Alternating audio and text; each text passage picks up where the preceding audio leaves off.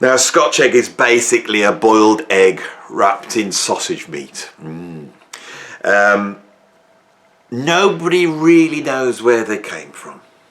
Okay, and I don't know this. I've got some notes here now. I've gone and done a little bit of research. Gone on Wikipedia. So they seem to originate from around about 1809.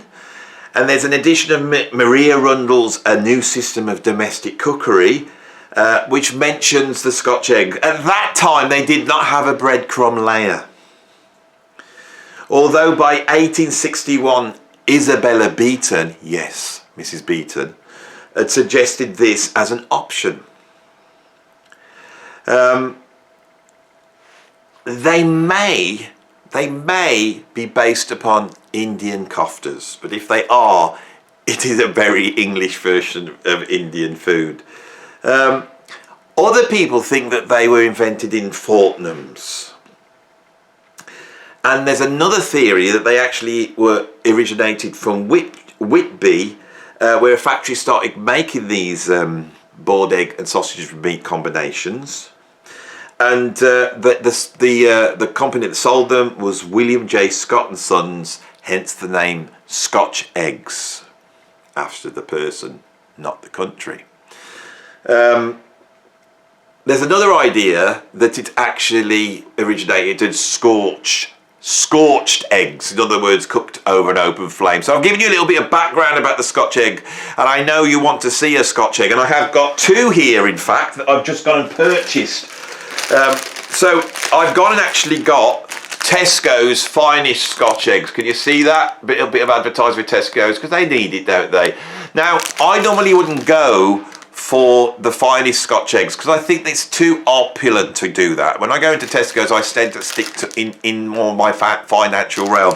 But I was very lucky when I just went up, and these, which are obviously on the turn of becoming rotten, okay, have been reduced from £2.90 to £1.51. So I was very lucky to locate these cheaper, finest Scotch eggs. Now I'm going to open up the packet here, and we will start. Just have to get my teeth involved in. Oh, beautiful smell, the beautiful smell of the Scotch egg. So this is what we're basically dealing with, a sort of spherical ginger ball, right? This could be seen as representing the earth, okay?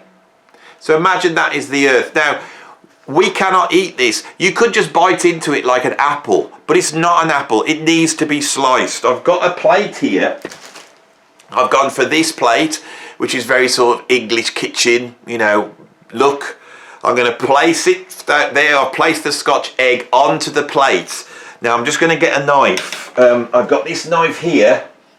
This is my Scotch egg cutting knife. It's short and sharp. It has a serrated edge, can you see, which will be able to deal with the breadcrumb outer, the sausage meat sort of magma belts, and then the internal, you know, actual egg part. This serrated edge is going to be able to deal with all of those, creating a reasonable slice through the Scotch egg, which I'll now do now. And you ready to see this? Okay, I'm pushing down. There we go, straight through. Oh, revealing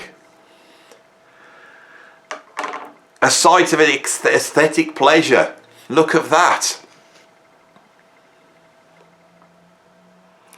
Now, as I stare at you through my Scotch egg eyes, please remember that under no circumstances would Rick Beato ever do this, right? And that's the difference between mine and his channel. So get over there and tell him, right? Because when it comes to music YouTubing, this is the sort of quality content that I think people want to see. Now I've done this, right? Are you still there? You're still there, right? So this is Scotch egg. Now, if you look at it, it's quite interesting because what we have here is a circle with a dot inside it, don't we? And now, on Sunday, I did a video where I tried to prove that God existed. Now, I'm not too sure whether God exists or not, but I thought I'd have a go at it on YouTube because I thought it was something to do on a Sunday afternoon. And at the end, I talked about the monad. And the monad is where the great binary of the world, or the dialectic, merges into one. It's the sublime one, and that is represented by a circle with a dot inside. And I'm pretty sure that the Scotch egg was created, right, and this is an English esoteric symbol, so that everybody that lives in England, those in the know, with that secret initiative, secret knowledge, right, if ever they wanted to be reminded of the oneness of the world, they could slice into the Scotch egg, revealing the monad. But what is this monad? It's basically the ovum of a chicken encased in meat. This represents the feminine, right? This is the dialectic. It's the feminine. And then when I take the trusty sword, right? The sword that represents the protection of the British Isles by force. You know, when anything happens in England, anything like the Queen dies or the King goes on the throne or someone gets married, what do the British do? We parade all our soldiers, but not the new soldiers, the soldiers from back in the 19th century. And then they go popping on with all their feathers, with their sharp implements here. The sword that is represented by the spade in the pack of cards. The 1/4 of the corner of what initiates power, male power and feminine egginess, right? All represented in one. As that slice goes, that's why it's so, but you can't just bite into it. You have to slice it with the knife. Now, I'm now going to tell you how to eat it. You could just eat it raw, but in Britain we have a whole host of different condiments that could be added to it, and I suggest you do add some condiments to it. Now, the obvious one is English mustard. Now, some of you may think that you could use French mustard. Of course you cannot use French mustard. Disgusting stuff. Needs to be English mustard, but you could have a pickle with it, maybe some salad cream. Right? Salad cream would definitely be the choice of the working class, the good, solid British working class, and that would be a wonderful combination for me. But I have gone for something which only aficionado would really go for, and I don't suggest this for you sort of new to the Scotch egg. This is something that only an expert can really deal with. I have got Coronation chicken juice. Right? It's the stuff that goes in Coronation chicken, the great British yellowy sort of sandwich filler that was created for the coronation in 1953. And so by having this, it takes me back to the great coronation of Queen Elizabeth II. So what I'm going to do, I'm just going to squirt a little bit of this onto the plate. Right, so I've got a little dab of coronation juice here.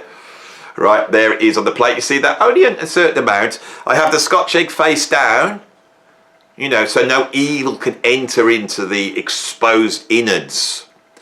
And I'm now just, watch this, I'm going to dip this in there like that, little bit like that. No need for a knife and fork, so this is entirely portable. You could take this anywhere if you go to some sort of picnic or sort of political demonstration, or funeral perhaps. And you're bit nibbly, and you want something to eat, you can pull this out as long as you've got a plate, somewhere to put your condiment sauces, whatever, and a sharp knife with a serrated edge. Now I'm going to eat it now. And if you just watch out for my expression as this goes in, you will be able to delight. Well, you won't be able to delight. You can watch my delight in this English culinary feast with all this esoteric symbolism.